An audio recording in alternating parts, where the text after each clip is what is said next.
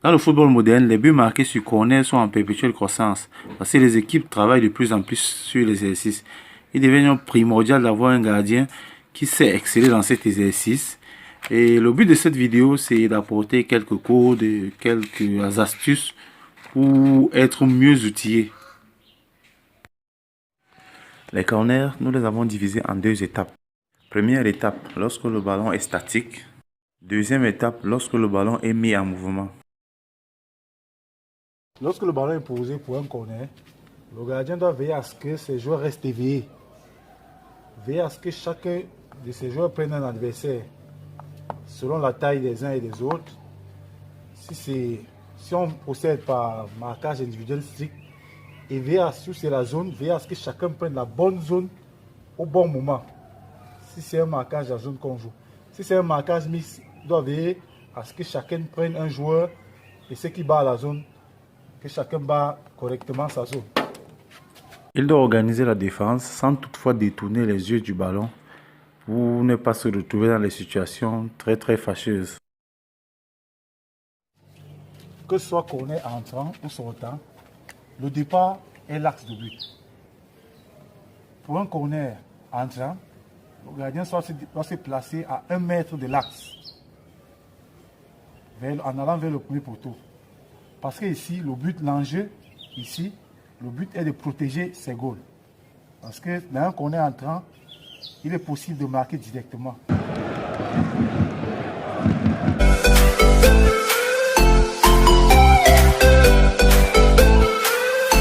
De marquer directement, le gardien doit protéger ses buts en se plaçant au premier tiers du but. C'est-à-dire si on divise les buts en 3.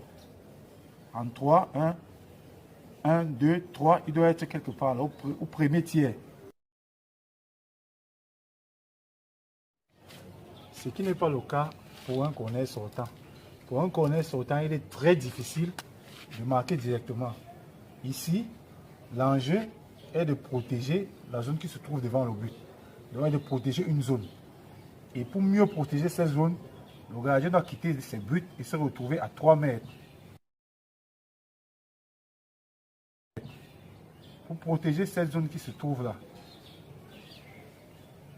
Pourquoi? Parce que généralement, les ballons sortants, ils prennent cette trajectoire, soit là, soit là.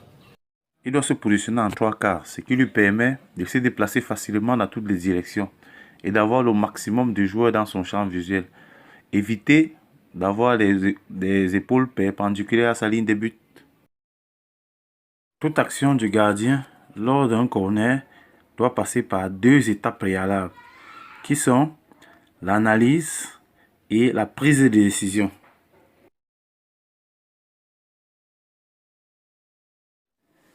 Lorsque le ballon est frappé, le gardien de but ne doit jamais se déplacer sans au préalable avoir analysé la trajectoire du ballon, sa vitesse et la course des partenaires et adversaires.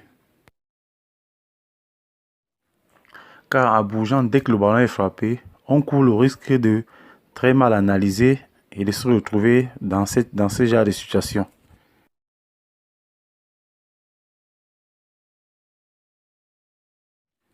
C'est la phase où on choisit soit de rester dans ses goals, soit de sortir intervenir.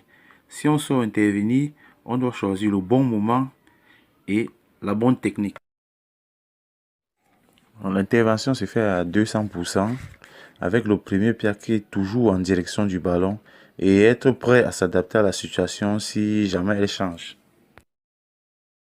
Si vous n'êtes pas sûr et certain de réussir votre intervention, restez dans votre but en alerte, car il est toujours mieux de rester dans les buts que de faire une sortie hasardeuse ou approximative.